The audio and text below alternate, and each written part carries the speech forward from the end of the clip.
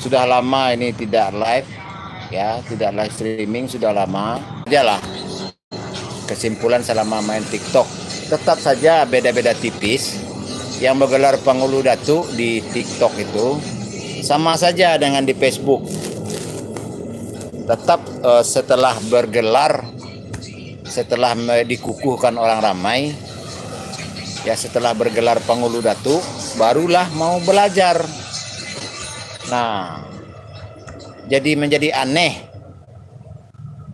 Ibaratkan setelah wisuda, setelah memiliki ijazah, setelah memiliki piagam, ya setelah orang anggap sebagai ahli, lalu baru mau belajar.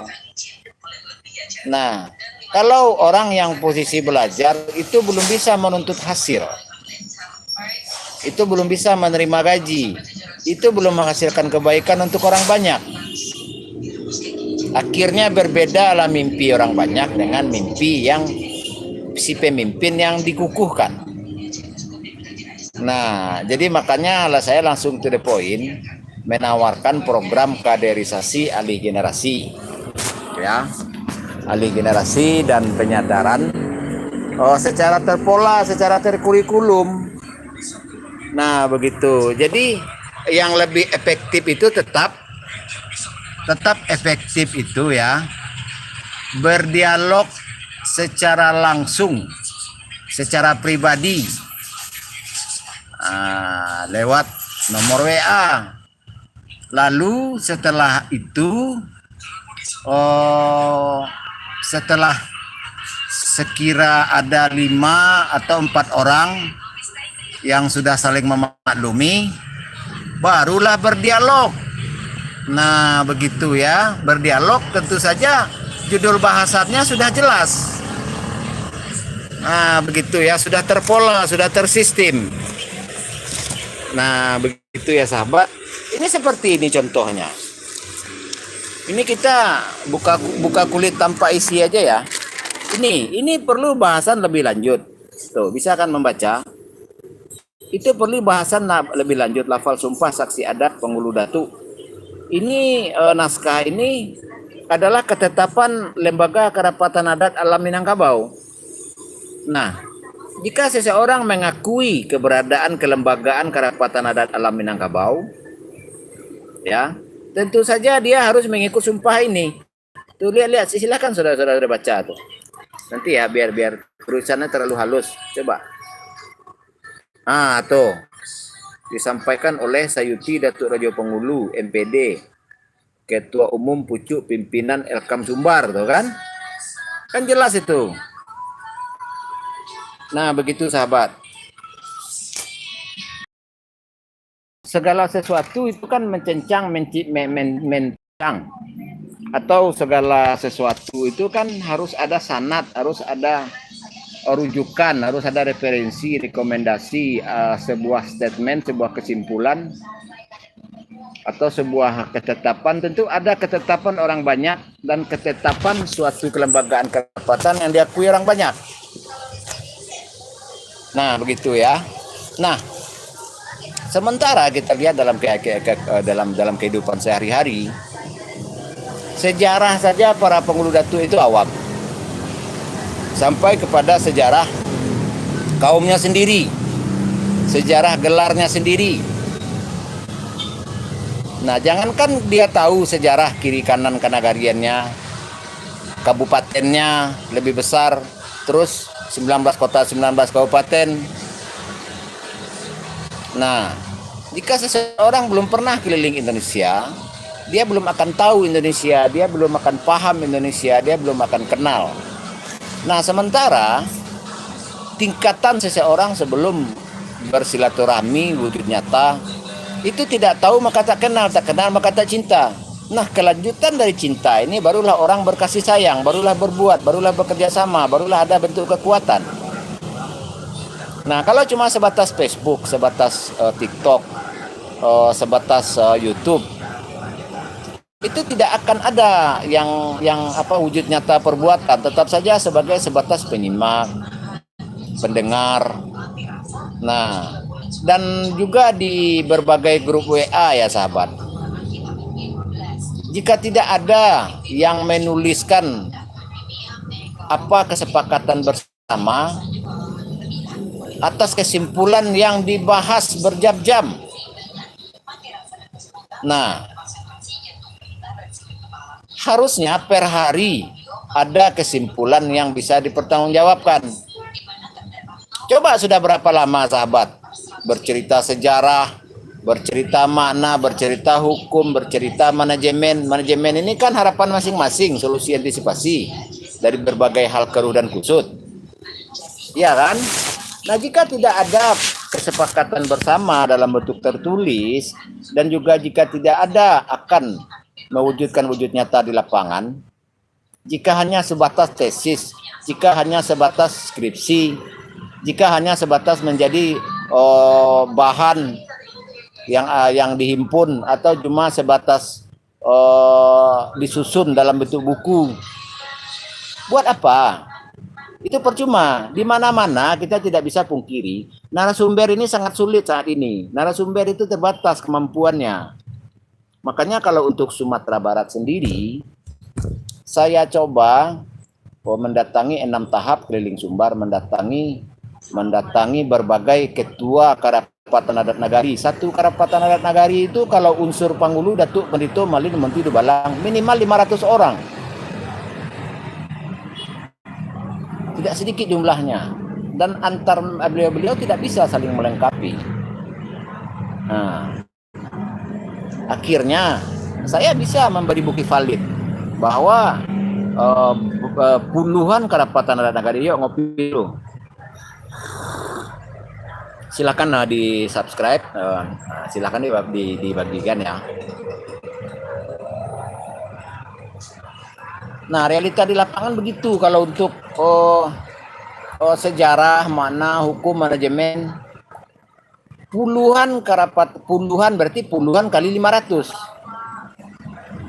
Nah, berapa orang tuh Pak unsur Panggulu Datuk yang membutuhkan program kaderisasi alih generasi yang beliau akui secara tertulis kepada saya. Ya kan?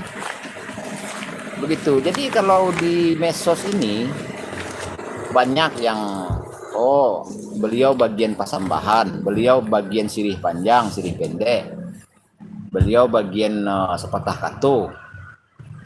Itu saya hormati, tetapi saya tidak menekuni hafalan, saya tidak menekuni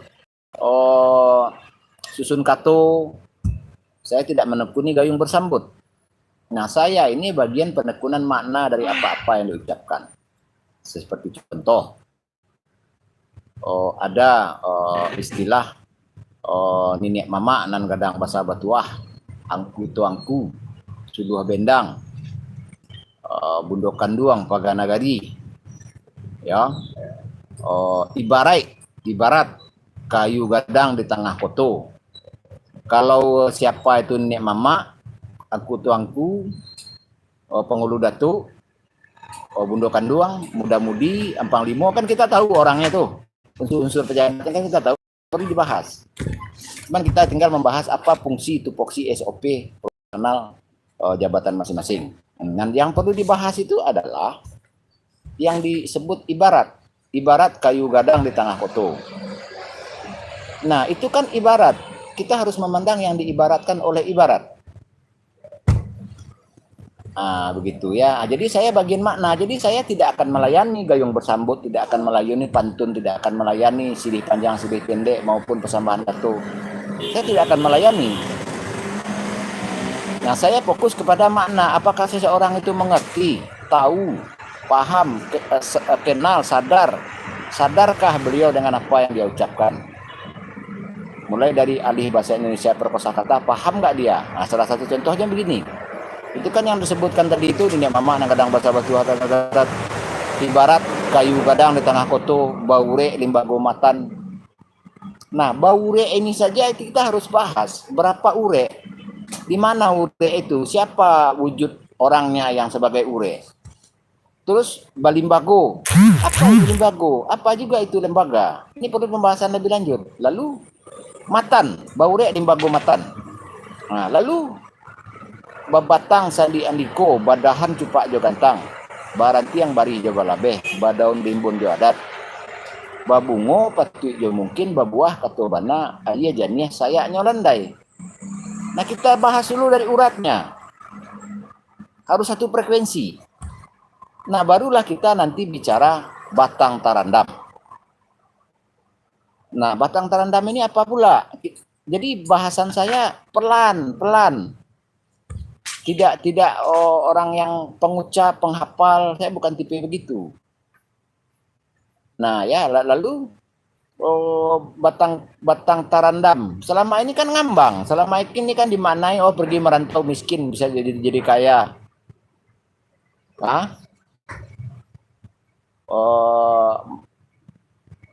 Jadi saya mengajak ke sudut pandang. Coba dipandang batang tarandam itu seperti yang saya spill tadi. Nah, ini yang saya spill nih ya. Nih ya.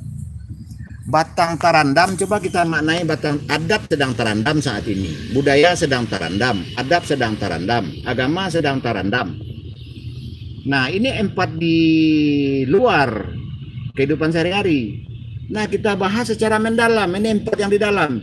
Dibahas masing-masing adat tadi, adat, budaya, adatnya saja dibahas secara sejarahnya, maknawinya, hukumnya, manajemennya. Terus budayanya kita bahas secara sejarahnya, maknawi, hukumnya. Saya jelas. Satu persatu bahasannya harus berkurikulum. Nah, begitu loh. Bahasannya harus sesuai koridor judul bahasan. Tidak bisa di TikTok, di YouTube ini. Atau bahkan kita harus menempuh proses lama, kita berdialog via WA. Dan bertemu pun kita dalam kehidupan sehari-hari, kita harus berdialog secara intensif. Nah, kalau cuma dikembalikan seperti ucapan, kalau cuma untuk sebatas tahu, sebatas paham, sebatas menjadi bahan tesis, skripsi, sekedar menjadi bahan-bahan untuk si pengarang buku, itu tidak akan pernah, yang buruk menjadi baik tidak akan pernah menjenihkan, meluruskan.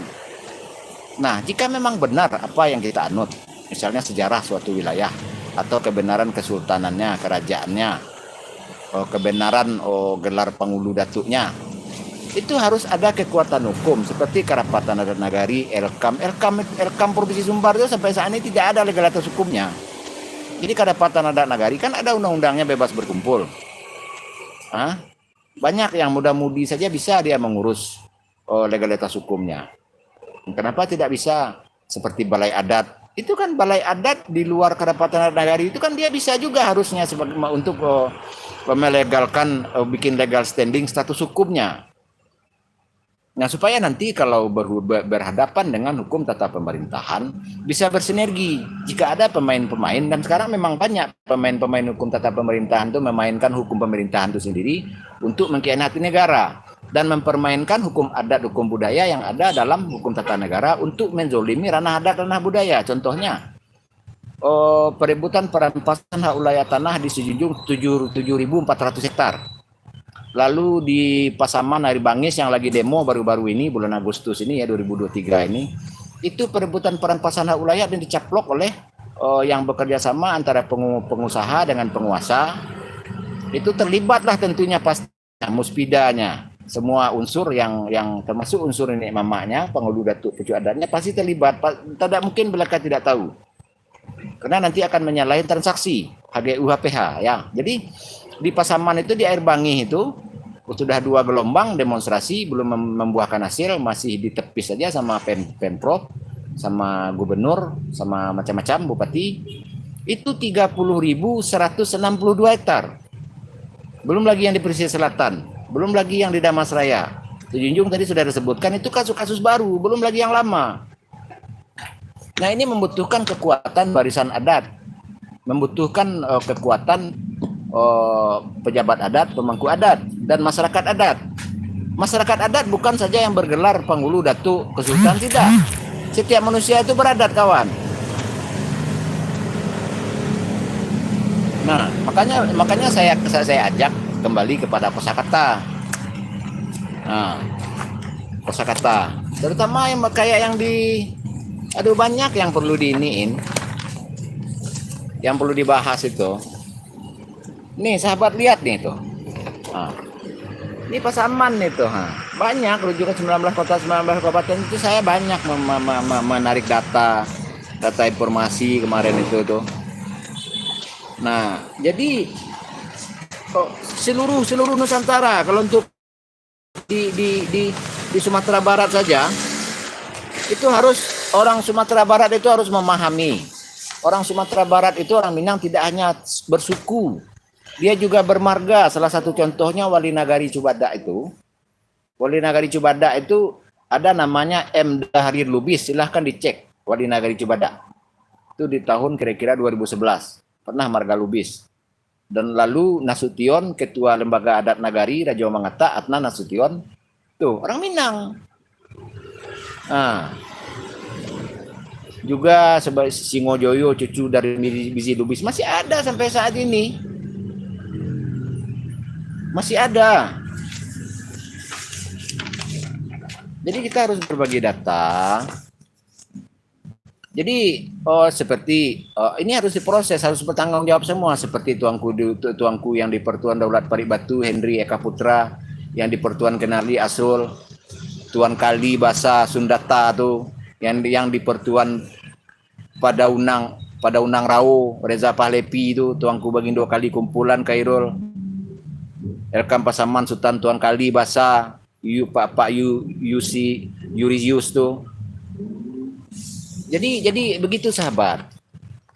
Jadi silahkan dikunjungi konten YouTube ini minimal dari tanggal 31 Oktober 2021. Itu perjalanan keliling Sumbar tahap 4, 5, 6 sampai tahun 2023 bulan Januari. Nah, setelah Januari itu isinya TikTok aja lagi ke sini itu. Begitu ya sahabat, maka dapat dimaklumi. Berhentilah bertele-tele di medsos ini, karena kehidupan sehari-hari seperti air bah, kerusakan akhlak dan mental semenjak musibah tahun 2009. Ya, makin hari data LGBT di Sumbar itu makin mendekati nomor 4 secara nasional. Saat ini tidak ada yang bisa membantah data pengidap LGBT di Provinsi Sumbar nomor 5 dari seluruh provinsi se-Indonesia. Sementara daerah tersebut mengaku adat bersandi sarak bersandi kita belum pulang. Nah, sementara sangat banyak terjadi perebutan perampasan hak wilayah tanah masyarakat adat dan budaya. Lalu kriminal, perjudian, kawin cerai, sesama penghulu datuk saling rebut gelar, saling rebut ulayat. Anak sekolah sudah biasa saja memegang parang, enak saja dia memukul orang. Anak SMK Padang yang demo yang kemarin itu kan kita masih ingat. Data informasi kita kan lengkap di Instagram, YouTube, Facebook. Nah, kalau kita sama-sama penggiat medsos, di medsos saja sebenarnya sudah cukup bukti. Nah, apalagi saya melihat langsung kejadian realita fakta tanpa rekayasa di lapangan. Nah, banyak saksi-saksi hidup yang di masing-masing kota, masing-masing kabupaten itu yang saya datangi. Sangat banyak, bisa saya sebutkan. Mungkin kenal juga sahabat dengan beliau-beliau. Jadi kalau kita mau berkoordinasi untuk berdialog tatap muka di lapangan, lebih mudah daripada sahabat menganggap saya musuh. Lebih baik dikumpulkan orang banyak, lalu kita bicara baik-baik untuk kemaslahatan bersama.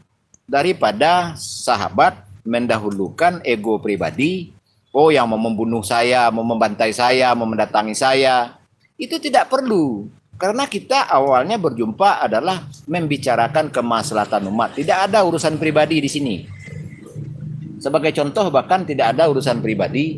Saya tidak takut akun saya ini binasa. Begitupun akun Facebook saya puluhan binasa.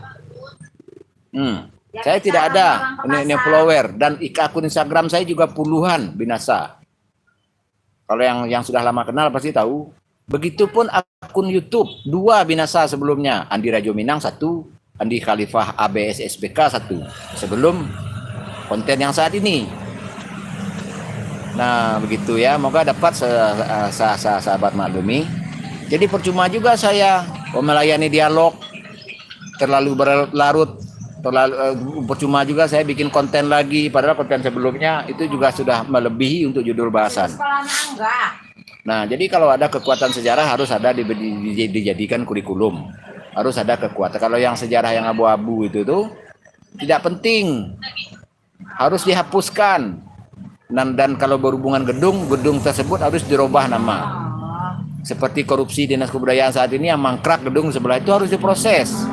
Tidak bisa hanya ranah tata pemerintahan, karena itu dinas kebudayaan, ada unsur-unsur kebudayaan itu ada penghulu datuk di dalam, ada Elkam, MTKam, MAM, Daram, Basaran Salapan, ada Rajo Alam Pagaruyung, Rajo Adat, Rajo Ibadat. Itu harus dilibatkan semua. Jadi ini juga silakan diteruskan kepada Bapak Bauti Bahar, Gubernur, siapa saja yang patut mungkin, terutama ke bupati masing-masing, wakil bupati masing-masing, wali kota, anggota dewan masing-masing, supaya beliau itu tidak asal aja berbicara, memaki batang terendam, ABSSBK. Nah, begitu juga sahabat yang di perantauan, jika memang serius untuk lebih baik, kirim minimal 2 orang pengurus, kita berkoordinasi lihat WA. Nah, silakan koordinasi. Keluarga besar Ikatan Keluarga Minang, KBSB, KTD, silakan berkoordinasi, kasih tahu ke saya, akan mendatangi saya. Nah, gitu loh. Atau saya yang akan datang. Kalau mendatangi saya kan biayanya mahal. Oke lah. Nah, lebih baik saya yang mendatangi. Begitu.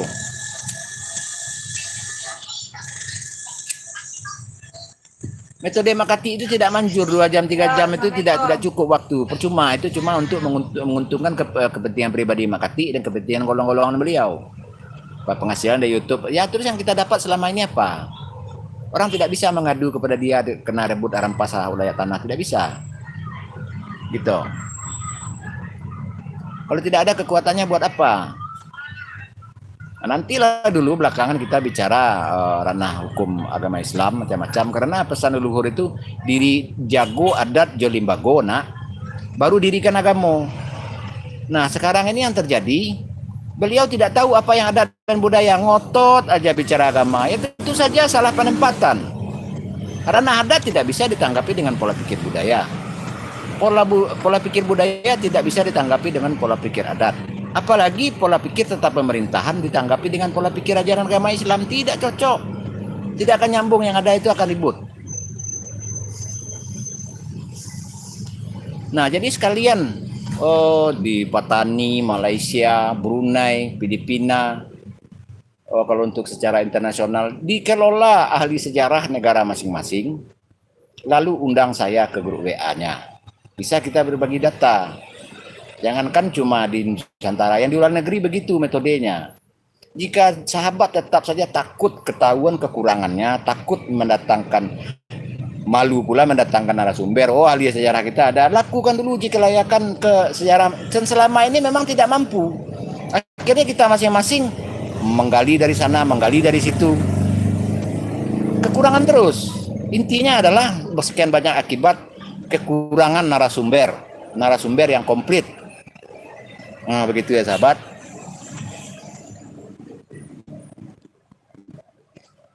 Jadi dan suatu kepastian, seseorang kalau bergelimang di ranah politik, dia tidak akan pernah konsekuen ranah agama, juga ranah adat dan budaya.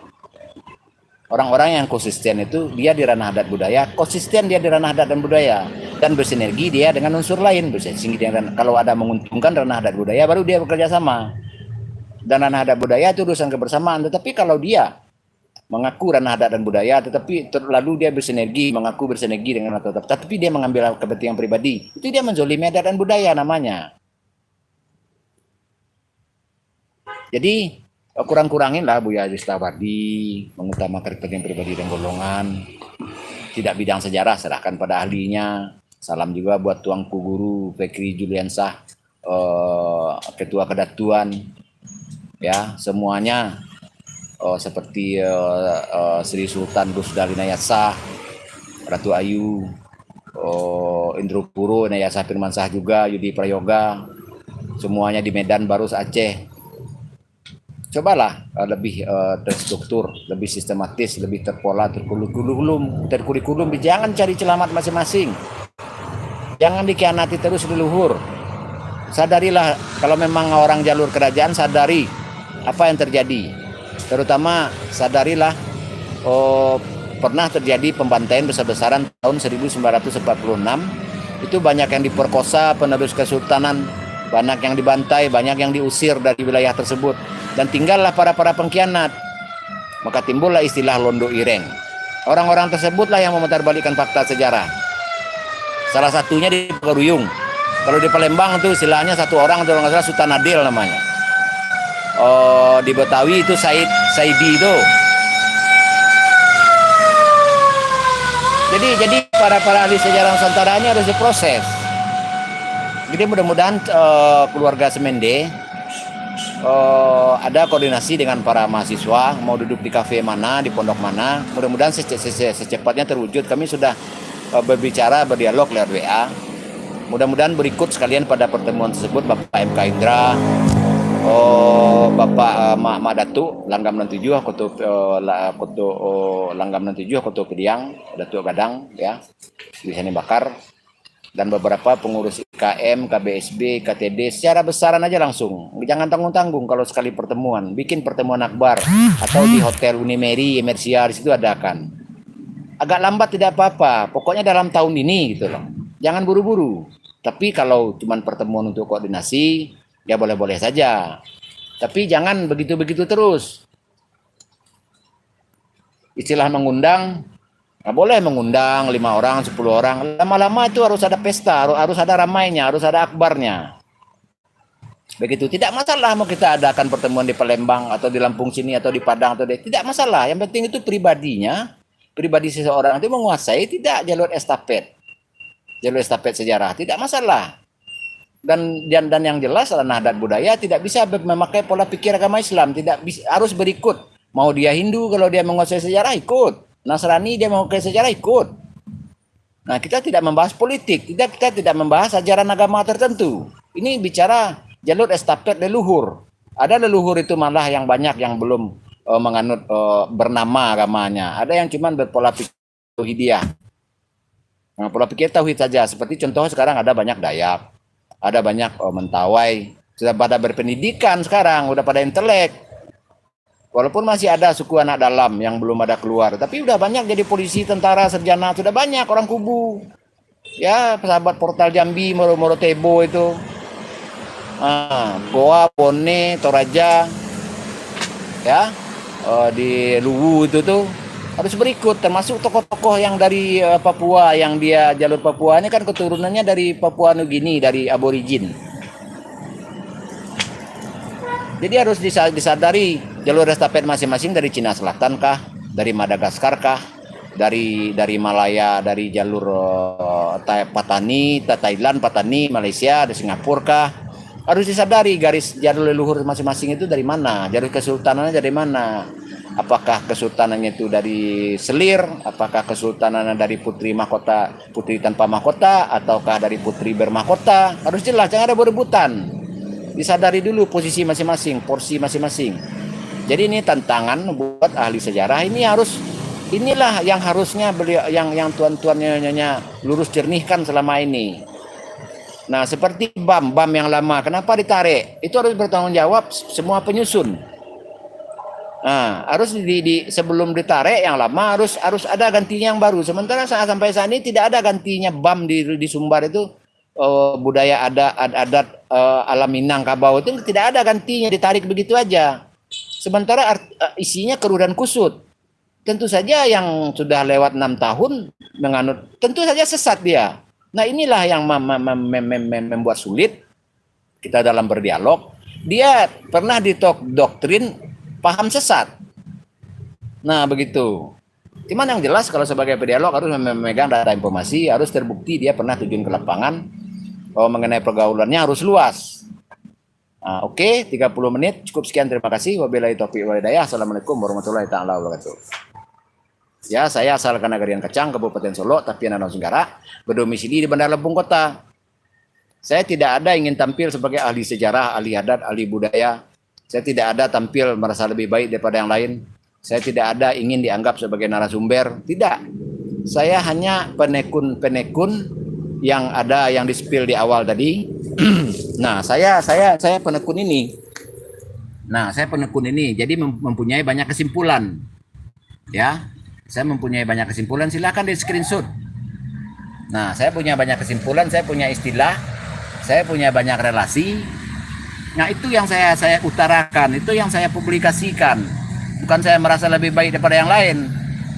Mungkin istilah yang cocok itu mungkin partner saling mencerdaskan, partner saling berbagi data. Nah, itu yang cocok mungkin. Saya tidak akan, dan saya non gelar, non gala. Saya juga bukan orang akademisi. Saya orang otodidak. Saya orang dikader sedari remaja. Nah, begitu ya sahabat. Nah, cukup sekian dulu. Silahkan di copy paste, silahkan dibagikan supaya satu frekuensi dia kan kita dengan sahabat-sahabat yang lain. Ya, pamit. Sudah lebih dari 30 menit. Ya. Itu foto di atas ada di konten sebelum itu acara saya di guest house Arosuka Kabupaten Solo kerjasama dengan Wakil Bupati Solo. Nah, itu pertemuan saya dengan para raja-raja, para sultan. Nah, begitu sahabat ya. Saya orang wujud nyata. Saya bukan orang cuma sebatas pendengar, penyimak, pendengar. Saya tidak tipe begitu. Saya tipe orang yang berbuat, mengutamakan berbuat. Nah, begitu. Jadi kalau bicara-bicara saja, kalau tidak akan berbuat membentuk kekuatan bersama, saya akan kurang meladeni. Baik. Ya. Bersatu atas nama hak asasi manusia. Belakangan kita bahas iman, akidah belakangan. Kita membahas jalur estafet leluhur terlebih dahulu. Ya.